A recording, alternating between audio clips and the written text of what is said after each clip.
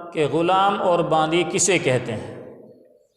جواب یہ ہے کہ غلام اور باندی اس انسان کو کہتے ہیں، مرد ہے تو غلام اور عورت ہے تو باندی یا لونڈی، اس انسان کو کہتے ہیں جو اپنی جان کا مالک نہیں ہوتا، اپنے جسم کا مالک نہیں ہوتا، جو کچھ وہ کماتا ہے اس کا بھی وہ مالک نہیں ہوتا، جو وہ کاروبار کرے، محنت مزدوری کرے، جو اپنے گھر لائے کمائے، وہ خود اس کا مالک نہیں ہوتا، بلکہ وہ خود بھی مملوک ہوتا ہے، کسی دوسرے انسان کی ملکیت میں ہوتا ہے، اور جو کچھ وہ کماتا ہے وہ بھی اس کے مالک کی ملکیت شمار ہوتی ہے، اس کی اپنی ملکیت شمار نہیں ہوتی۔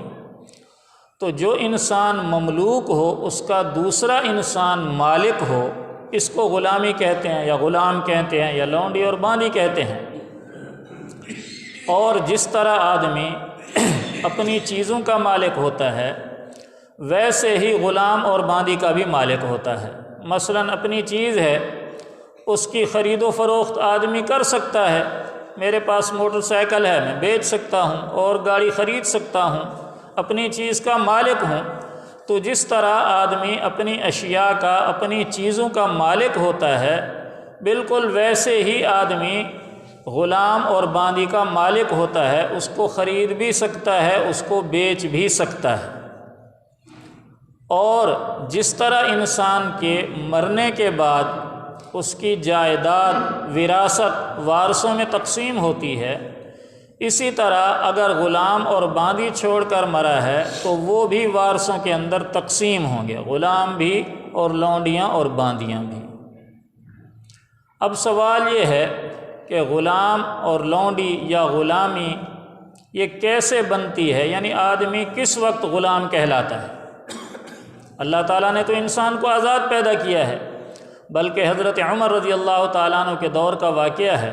حضرت عمرو بن عاص رضی اللہ تعالیٰ عنہ حضرت عمر کی طرف سے مصر کے گورنر تھے، ان کے صاحبزادے کی گھوڑ دوڑ میں شرکت تھی، اور ان کے صاحبزادے کا گھوڑا جن کا نام محمد تھا، محمد بن عمرو بن عاص، ان کا گھوڑا پیچھے رہ گیا، کسی عام آدمی کا گھوڑا آگے نکل گیا، تو اس نے نتیجہ ماننے سے انکار کر دیا، آپس میں تو میں ہوئی، لڑائی جھگڑے تک نوبت پہنچ گئی کہ جی یہ غلام اور عام آدمی کا گھوڑا کیسے آگے نکل گیا۔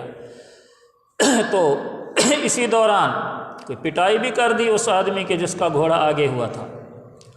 تو چلتے چلتے بات مدینہ منورہ پہنچ گئی حضرت عمر رضی اللہ تعالیٰ عنہ کے پاس۔ تو حضرت عمر رضی اللہ تعالیٰ عنہ نے دونوں باپ بیٹے کو بلایا، حضرت عمرو بن عاص رضی اللہ عنہ کو بھی بلایا اور بیٹے کو بھی بلایا، اور جس کا گھوڑا آگے نکلا تھا، جس کو مارا تھا، پیٹا تھا، اس کو بھی بلایا۔ تو اس وقت حضرت عمر رضی اللہ تعالیٰ عنہ نے ایک جملہ ارشاد فرمایا حضرت عمرو بن عاص رضی اللہ تعالیٰ عنہ کو مخاطب کر کے،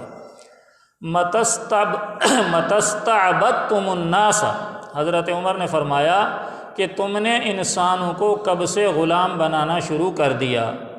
مَتَسْتَعْبَدْتُمُ النَّاسَ وَلَقَدْ وَلَدَتْهُمْ أُمَّهَاتُهُمْ أَحْرَارًا، حالانکہ ان کی ماؤں نے تو ان کو آزاد پیدا کیا تھا، تم نے ان کو کب سے غلام بنانا شروع کر دیا۔ تو آدمی پیدائش کے لحاظ سے تو ہر آدمی آزاد ہوتا ہے، پھر غلام کیسے بن جاتا ہے، باندی اور لونڈی کیسے بن جاتی ہے؟ تو یہ غلام اور باندی اور لونڈی کا بننا یہ جنگ پر منحصر ہے۔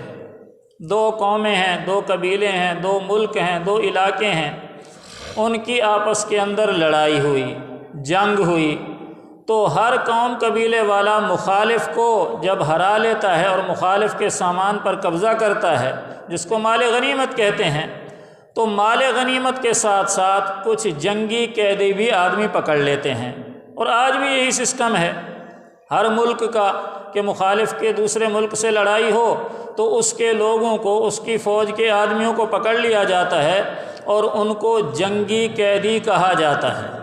تو وہ جو جنگی قیدی ہے اس کو کہتے ہیں غلام۔ وہ جنگی قیدی جنگ کے اندر جو آدمی مخالف نے پکڑ لیا وہ غلام ہے اور باندی ہے۔ پھر آگے جو ان کی اولاد ہوگی وہ بھی غلام اور باندی ہی شمار ہوگی، یعنی اصلاً تو جنگی قیدی جو ہے یہ غلام ہے، ایسے عام آدمی غلام نہیں بنتا، ہر آدمی آزاد ہے۔ جنگ کے اندر جو مخالف کا آدمی پکڑا گیا ہے، بالخصوص فوجی آدمی جو پکڑا گیا ہے، اس جنگی قیدی کو غلام کہتے ہیں۔ پھر آگے اس کی جو اولاد ہوگی وہ آٹومیٹک غلام بن جائے گی۔ تو یہ ہے غلامی کی ڈیفینیشن اور تعریف اور غلامی کی تفصیل۔